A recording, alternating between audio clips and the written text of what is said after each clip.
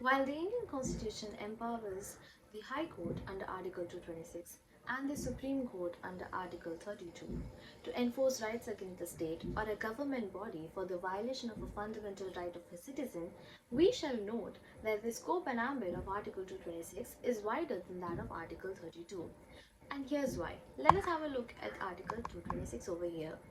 The Article 226 of the Constitution empowers the High Court to issue writs, including habeas corpus, mandamus, certiorari, prohibition, and quo warranto for the enforcement of fundamental rights of the citizens and for any other purpose.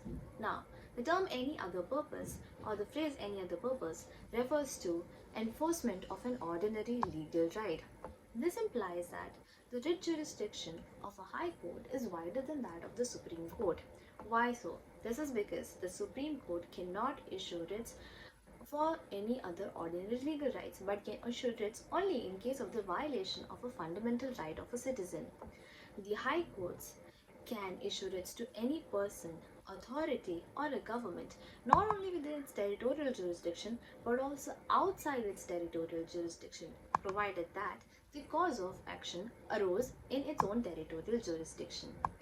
This was envisaged in the case of Bandhua Mukti Morcha versus Union of India, where the court held that the scope and ambit of Article 226 is wider than that of Article 32 as it confers powers to the High Court to issue orders, directions, writs, and not only for the enforcement of fundamental rights but also for the enforcement of legal rights which are conferred to the disadvantaged by way of certain statutes and are as important as the fundamental rights conferred to it, which means in case of your violation of any ordinary legal right, you do not approach the Supreme Court but approach the High Court under Article 226.